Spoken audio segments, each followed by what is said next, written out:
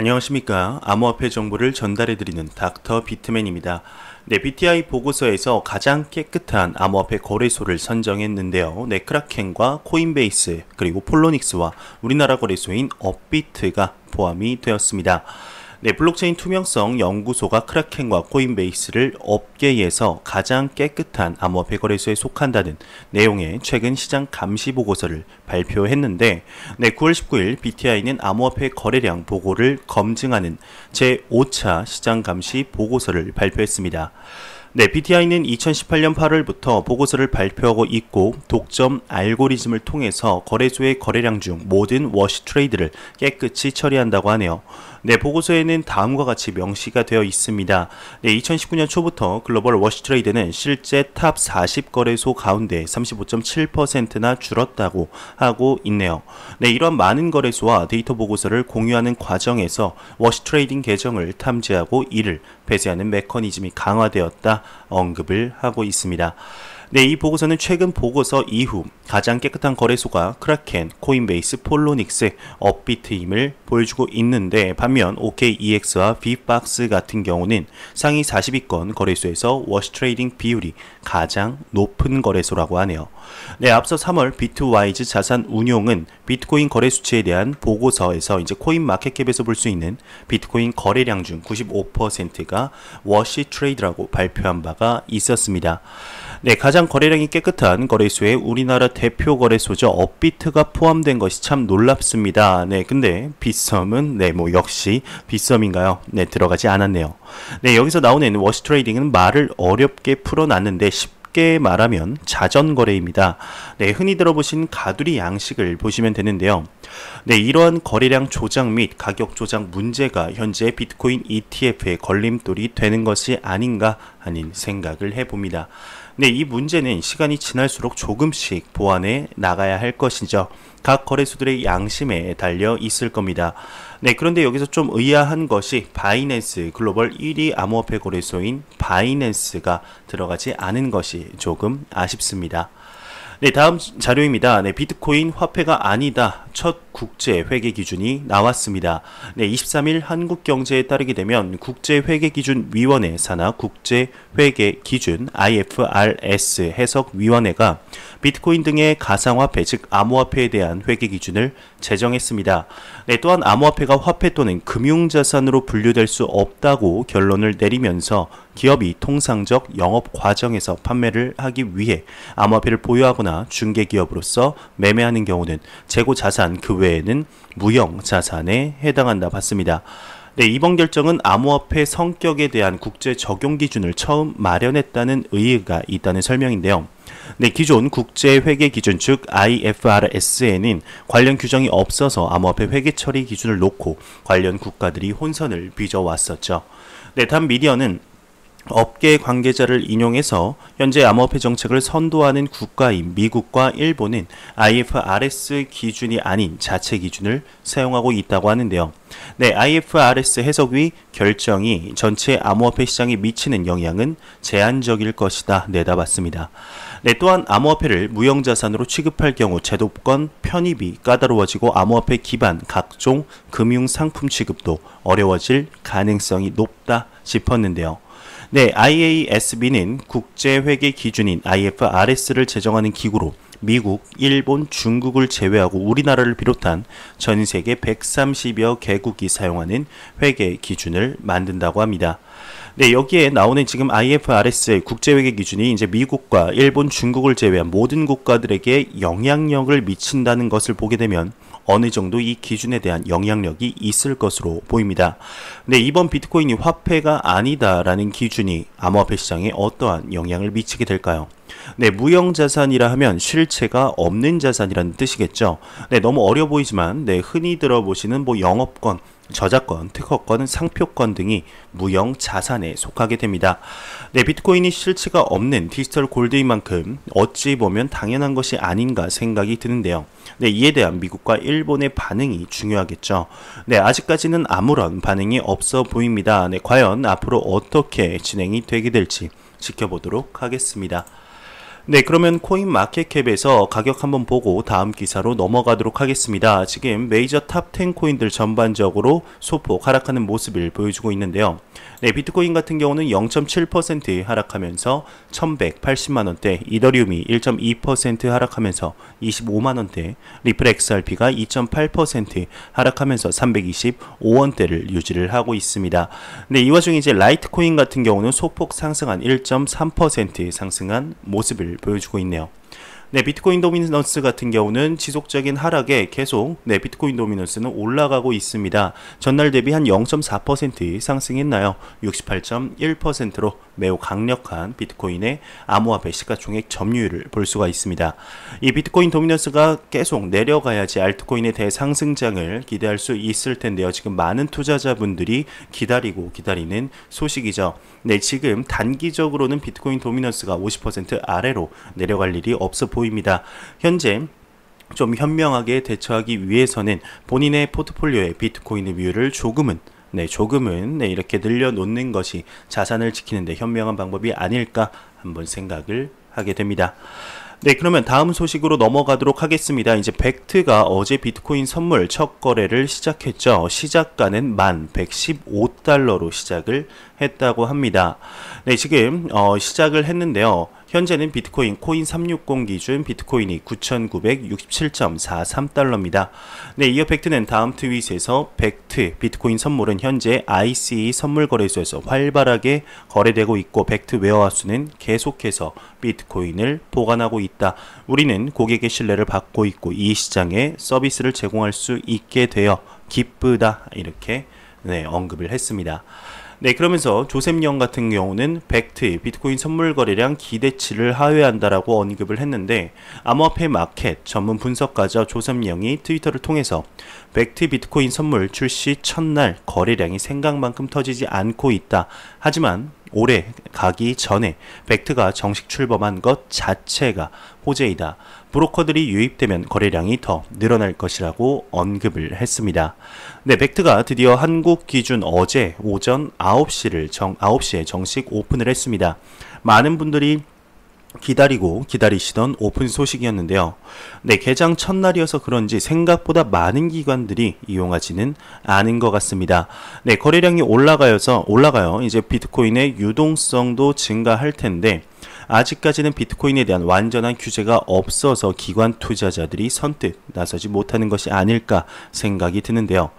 네, 기관 투자자의 경우 개인들과는 다르게 비트코인 그 가치의 가격 상승보다는 비트코인이 가지고 있는 효율성을 우선시한다고 합니다. 네, 그 기술력으로 본인들의 사업에 얼마나 이득이 될 것이냐를 따지고 들어오게 되는데 하지만 전통적인 금융시장으로도 꾸준히 수익을 내고 있는데 규제가 애매한, 즉 정립되지 않은 새로운 시장에 기존의 꽃을 모두 내려놓고 투자할 만큼의 가치를 못 느끼는 것이죠. 네, 이것이 어느 정도의 큰 프레임워크, 규제가 중요한 이유라고 생각을 합니다. 네, 벡트 오픈은 암호화폐 시장의 분명한 호재이죠. 지금 당장의 거래량, 벡트의 영향은 중요하지 않다고 생각합니다. 네, 앞으로 벡트가 가져올 2년 뒤, 3년 뒤의 모습이 어느 정도 그려지네요. 네, 다음 소식입니다. 벡트가 비트코인 오전송을 막기 위해 블록체인을 사용 안 한다. 네, 굉장히 의아한 이런 기사인데 어떤 내용인지 한번 보도록 하겠습니다. 네, ICE 산하 비트코인 선물 거래소 벡트가 23일 오전 9시 비트코인 선물 거래 서비스를 정식 출시했죠. 미국 경제 전문지 포춘이 앞서 벡트 CEO 켈리 로플러를 만나서 벡트 운영 방식을 분석했습니다. 네, 이하는 주요 내용을 요약한 것인데 총 5가지로 이렇게 되어 있습니다. 네, 첫 번째로는 모든 거래는 블록체인이 아닌 ICE 청산소 내부 원장을 통해 중앙화된 방식으로 이루어진다. 이는 비트코인이 잘못된 주소로 전송되는 것을 막기 위함이다. 네, 두 번째로는 대부분 비트코인은 콜드 스토리지에서 이제 보관이 된다. 세 번째, 콜드 스토리지에서 보관하던 비트코인을 핫 월렛으로 이동시키려면 사이버 보안 프로토콜을 적용 후에 벡트나 IC에 있는 2곳 이상의 오피스 승인을 얻어야 한다. 네 번째로는 비트코인 보관 서비스 보안 수준은 뉴욕 증권거래소와 동일하다, 믿을만하다, 이렇게 얘기를 한 거죠. 네, 다섯 번째로는 스타벅스와의 파트너십으로 향후 비트코인 결제 앱 출시를 가능하다, 이렇게 언급을 했습니다. 네, 처음에는 무슨 소리인가 했는데, 네, 뭐 말 그대로 잘못된 주소로 이동될 수 있기 때문에 만에 하나라는 가능성조차 줄여버리겠다라는 것이죠. 네, 현명한 모습으로 보입니다. 벡트 앞으로의 행보가 기대가 됩니다. 네, 매일같이 또 나오는 리브라에 관한 소식이 나왔습니다. 오늘도 또한 나왔는데요. 한번 보도록 하겠습니다. 네, 미 의회 청문회에서 페이스북 리브라 증권 여부를 논의하겠다.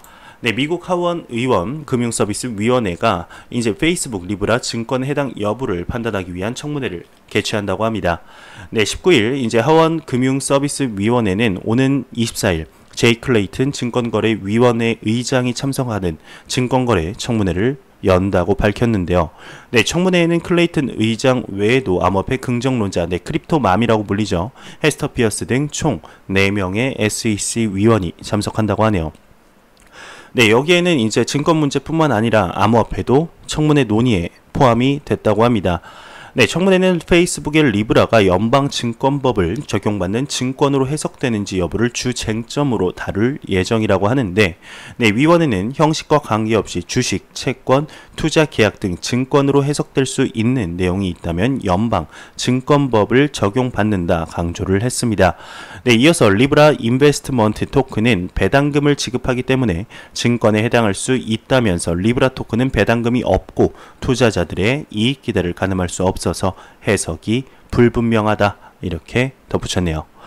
네, 2차 리브라 청문회 같은 기운이 도는데요. 네, SEC의 위원장인 제이 클레이튼과 크립토맘이라고 불리우는 헤스터 피어스 위원도 참석 확정이 되어서 네, 화제가 되고 있죠.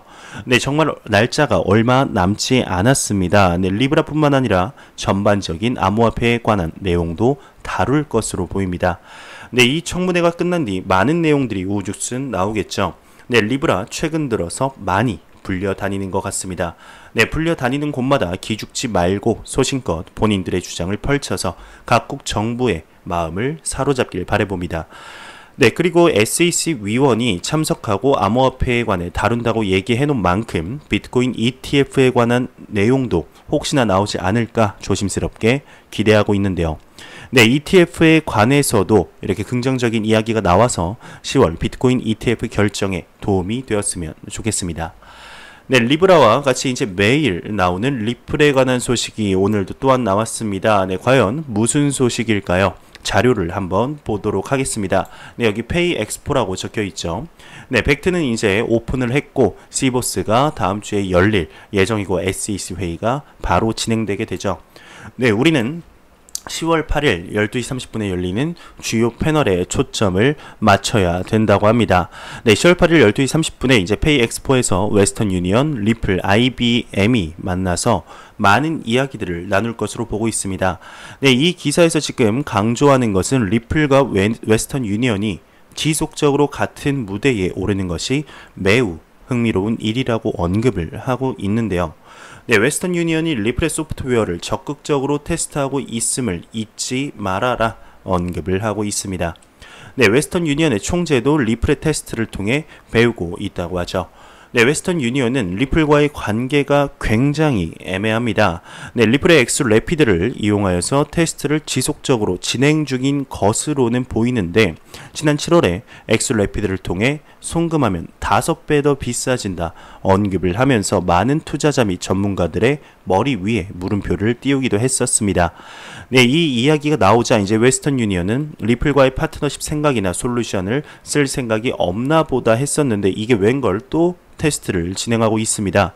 네, 이게 뭐 장난도 아니고 뒤에서 무슨 꿍꿍이가 있는 건지는 모르겠습니다만 만약에 웨스턴 유니언이 리플사의 솔루션을 사용하게 될 경우에 암호화폐 시장에 크나큰 상승 모멘텀이 일어날 것으로 보일 만큼 굉장히 큰 회사이죠.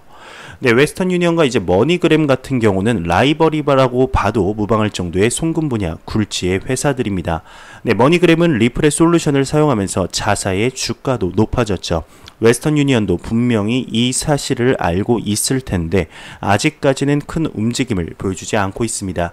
이번 2019 페이 엑스포에 어떠한 이야기들이 오가게 될지 리플에 긍정적인 영향이 있게 될지 한번 지켜보도록 하겠습니다. 네, 외신에서 북 자체 암호화폐 해외 결제 수단으로 활용할 듯하다 언급을 했습니다.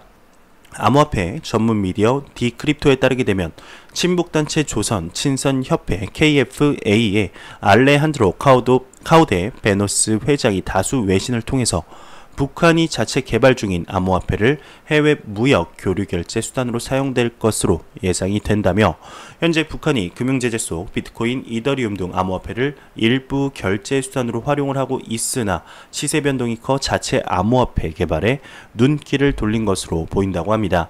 네, 또한 해당 토큰은 일반 국민들이 사용하기보다는 은행 및 기업 업무에 활용될 것으로 예상한다고 하는데요. 네, 해당 토큰 같은 경우는 금 등 이제 안전자산을 기반으로 발행한 암호화폐가 될 것이라고 하네요. 북한 법정 화폐를 디지털화하기 위한 것은 아니라는 게 미디어의 설명입니다. 네, 한편 북한은 오는 2020년 2월 두 번째 블록체인 국제대회를 개최할 예정이죠. KFA 회장은 북한 정부와 교육, 의료, 금융 등 분야에서 블록체인 시스템 개발을 위해 다수 해외 기업들과 협약을 체결했다 밝힌 바가 있었습니다. 네, 북한도 이렇게 암호화폐를 위해서 노력을 하는데, 우리나라는 북한보다 이러다가 정말 뒤처질 일은 없겠지만 만에 하나라는 걱정이 들게 되는 건 저만의 걱정은 아니겠죠. 네, 외신이 이제 북미 수사기관 쿼드리가 CX를 조사 중이라고 합니다. 네, 캐나다 일간지 글로브앤 메일에 따르게 되면 쿼드리가 CX 파상관제인 어스트 앤 영이 최근 현재 캐나다 왕립 경마가 아니죠. 네, 죄송합니다. 네, 기마 경찰대, 캐나다 온타리오 증권위원회, 캐나다 연방정부, 국세청, 그리고 미국 연방수사국 등이 쿼드리가 CX를 조사하고 있다고 합니다. 네, 이와 관련해 EY는 RCMP 산하 금융범죄 부서로부터 쿼드리가 CX 사건과 관련된 공식 문서를 요청을 받았고, 국세청은 관련 법정 서류를 요청했다고 하네요. 네, 지금 17일에 이제 조사에 착수를 했고, FBI는 지난 6월 공식 웹사이트를 통해서 쿼드리가 CX 이용자들의 계좌 잔액과 거래에 대한 정보를 수집했다 설명을 하고 있습니다. 네, EY는 비밀 유지 협약으로 인해서 조사와 관련한 세부 사항을 공개할 수 없지만 최소 4개의 법적 조치 또는 규제 검토가 진행 중이며 관련 문서에 대한 문의와 일부 공식 요청을 긴급하게 처리하고 있다, 이렇게 전했네요. 네, 이 소식도 꽤 장기화될 것으로 보입니다. 나오는 대로 여러분들께 정보 전달해 드리도록 하겠습니다. 네, 와지리 X의 CEO가 인도 정부는 미국이 아닌 일본 암호화폐 규제에 따라야 한다라고 언급을 했습니다. 네, 암호화폐 전문 미디어 크립토 슬레이트에 따르게 되면 인도 암호화폐 거래소 와지르 X의 CEO죠. 니샬 셰티가 코인엑스와 제페이 거래소의 폐쇄는 인도 암호화폐 업계의 불행한 일이었다. 하지만 암호화폐는 영원할 것이다. 인도의 암호화폐 금지령이 이렇게 내려졌을 때 와지르 X는 자동 매칭 P2P 거래 솔루션을 내놓아 문을 닫지 않을 수 있었다며, 인도 정부는 일본의 선례를 따라야 한다라고 얘기를 하고 있습니다. 미국 정부의 규제는 해결책이 아니다라고 언급을 한 것이죠. 네, 그는 이어서 인도 정부는 블록체인 기술을 장려하지만 암호화폐는 금지한다. 이는 인터넷은 원하지만 웹사이트는 원하지 않는 것과 같다고 지적을 했는데요. 아주 정확하게 이제 얘기를 한 것 같네요. 네, 앞서 그는 인도 정부 암호화폐 위원회 IMC가 발의한 암호화폐 규제 법안은 암호화폐를 제대로 분류하지도 못하고 있고, 인도 암호화폐 커뮤니티는 법안의 결함을 정부에 알리기 위해 노력하고 있다 밝힌 바 있습니다. 네, 지금 인도가 암호화폐 전면 금지에 대한 기조가 계속해서 진행되고 있는데 아직까지는 이렇게 전면 금지를 완전시킨 것은 아닙니다. 그런데 그러한 기조 속에서 지금 이러지도 저러지도 못하고 인도 내에서 암호화폐 기업들, 블록체인 기업들은 우죽순 무너지고 다른 나라로 도피를 하고 있는 상태이죠. 인도 내에서 지금 암호화폐 시장 좋지 않다 보면 될 것 같습니다. 네, 하루빨리 인도가 암호화폐 시장 왜 이렇게 국제적인 사회에서 채택을 하는지 좀 궁금하다, 한번 공부해볼까? 약간 요 정도만 마음을 돌려도 성공한 것이 아닌가 싶습니다. 인도가 정말 암호화폐 금지를 정확하게 때린다면 많은 금융 전문가들이 예측한 만큼 인도가 금융에 있어서 한 10년 정도 퇴보를 할 것이라고 이렇게 예측을 하고 있는데요. 그러한 일이 실제로 이루어지지는 않기를 바라봅니다. 네, 이더리움에서 이제 채권 발행한 산단테르 은행이 블록체인의 이점을 못 살린다고 합니다. 네, 암호화폐 전문 미디어 AMB 크립토가 바이낸스 리서치를 인용해서 지난 10일 스페인 대형은행이죠. 산단테르 은행이 이더리움 블록체인에서 2천만 달러 규모 채권을 발행한 것과 관련 몇 가지 리스크가 있다 진단을 했습니다. 네, 바이낸스 리서치는 산단테르 은행과 다수의 커스터디안이 오프체인에서 법적 서류를 보관하고 있고 이더리움 블록체인에서 원채권을 발행하지 않았기 때문에 채권 발행이라기보다는 채권 토큰화에 가깝다 지적을 했는데요. 네, 또 은행 측이 컨트랙트 소스 코드를 공개하지 않아서 블록체인 기술의 이점도 살리지 못하고 있다 설명을 했습니다. 네, 결국 기존 증권 분야에서 블록체인을 활용할 경우 각국 법을 준수해야 하는 문제점이 있다라고 바이낸스 리서치가 지적을 하기도 했네요. 네, 타이타닉의 히로인인 케이트 윈슬렛을 이용한 비트코인 사기꾼이 등장을 했습니다. 네, 타이타닉을 보신 분들이라면 다 아실 것으로 보이는데요. 네, 헐리우드의 유명 배우죠. 케이트 윈슬렛의 이미지를 비트코인 사기꾼들이 홍보에 이용하고 있다 이렇게 보도가 났습니다. 네, 케이트 윈슬렛의 조작된 인터뷰를 이용한 이 사기는 비트코인 코드라는 암호화폐 자동거래 프로그램을 이제 홍보하고 있었다고 하는데 해당 프로그램은 사람들에게 300파운드 하나로 약 45만원에 투자하라고 강요하는 것으로 보입니다. 네, 가짜 이제 페이크 인터뷰에 따르게 되면 내가 성공하게 된 것은 주저없이 새로운 기회에 빠르게 뛰어들었기 때문이다. 지금 나의 넘버원 돈벌이는 비트코인 코드라는 새로운 암호화폐 자동거래 프로그램이다. 이는 소액으로도 자산을 빠르게 쌓을 수 있는 가장 큰 기회이다. 그냥 문구만 봐도 너무나 사기 냄새가 납니다. 네, 다음은 가짜 광고의 이미지라고 하는데요. 이렇게 케이트 윈슬렛의 이미지를 떼어놓고 옆에 자동 매매 프로그램을 띄워놓은 것이죠. 네, 사람들이 잘 속지 않을 것으로 보이는데 꽤 많은 사람들이 영향을 받아서 사기를 당한 것으로 알려졌습니다.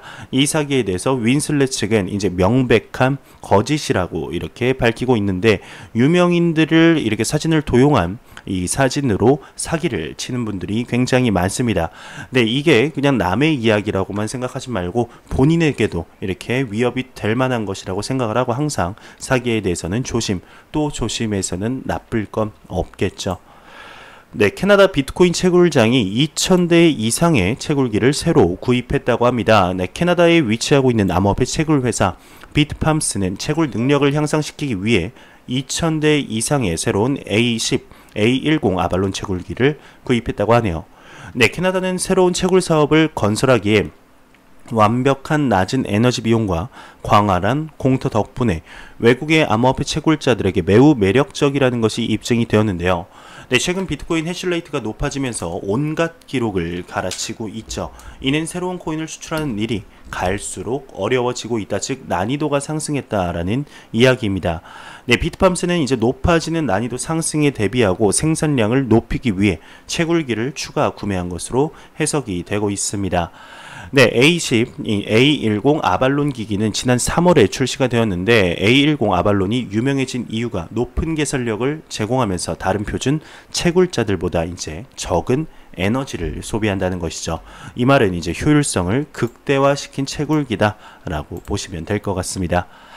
네, 일본의 비트원이 13억엔을 증자했다고 합니다. 블록체인 사업을 확대하겠다는 것인데요. 네, 일본 암호화폐 기업 비트원이 메디슨 홀딩스 그룹 산하 이제 CVP 캐피털의 지원으로 13억엔 약 144억 원 규모의 증자에 성공을 했다고 합니다. 네, 아틀란티스 인베스트먼트 매니지먼트가 비트원 주요 주주가 되었는데 비트원은 네, 암호화폐 거래, 블록체인, 암호화폐 컨설팅 등의 사업을 영위하는 기업으로 이번 증자로 디지털 자산 관리 및 소셜 미디어 플랫폼 통합, 블록체인 마케팅 진행, 홍콩 사무소 설치 등을 추진할 계획이라고 하네요. 네, 독일 베를린 소재 이제 블록체인 기반 자금 조달 플랫폼이죠. 노이펀드가 공식 사이트를 통해서 암호화폐를 통해 프로젝트에 투자할 수 있는 플랫폼을 구축한다고 밝혔습니다. 네, 해당 플랫폼 최소 투자액은 10유로로 기관 투자자가 아닌 개인 투자자도 투자에 참여할 수 있다는 설명이라고 하네요. 네, 노이펀드가 해당 플랫폼을 통해 상장하는 첫 프로젝트는 전기자전거 생산업체인 그레이프로 이제 포르쉐와 중국계 낙타그룹이 주요 투자자로 참여하고 있다고 합니다. 네, 안 보고 가면 섭섭하겠죠. 마지막 크립토 공포 탐욕 지수입니다. 40일로 전날보다 4포인트 오른 41을 기록하고 있습니다. 하지만 심리는 공포 단계를 지속을 하고 있는 것이죠. 이 지수는 0이면 공포, 100이면 낙관, 이렇게 보시면 될 것 같습니다. 40일 굉장히 낮은 숫자인데 이제 9월도 일주일 정도밖에 남지 않았습니다. 참 얼마 남지 않았고 9월이 얼마 안 남았다는 것은 3분기도 얼마 남지 않았다는 것이죠. 네, 비록 일주일밖에 남지 않았지만은 4분기까지 한 70 정도까지만 오르면 좋겠네요. 4분기 기분 좋게 이렇게 시작을 하는 것이 좋겠죠. 네, 그러면 마지막으로 코인 마켓캡에서 가격 한번 보고 마무리하도록 하겠습니다. 현재 XRP 기준 325.99원입니다. F5번 한번 눌러보겠습니다. 네, 328점, 네, 501 3원 정도 올랐네요. 네, 하지만 계속해서 하락하는 모습은 유지가 되고 있는데 참 안타깝습니다. 네, 하루빨리 암호화폐 시장의 대상승장이 와서 여러분들께 좋은 소식, 희망적인 소식 전달해 드릴 수 있으면 좋겠네요. 네, 제가 준비해온 소식은 여기까지입니다. 영상이 도움이 되셨다면 구독, 좋아요, 그리고 광고 한 편만 처음부터 끝까지 시청해 주시기 바랍니다. 이 채널은 오직 광고 수익으로 운영이 되게 됩니다. 항상 영상 시청해 주시는 시청자분들, 구독자분들 너무나 감사합니다. 저는 다음 영상으로 찾아뵙도록 하겠습니다. 지금까지 닥터 비트맨이었습니다. 감사합니다.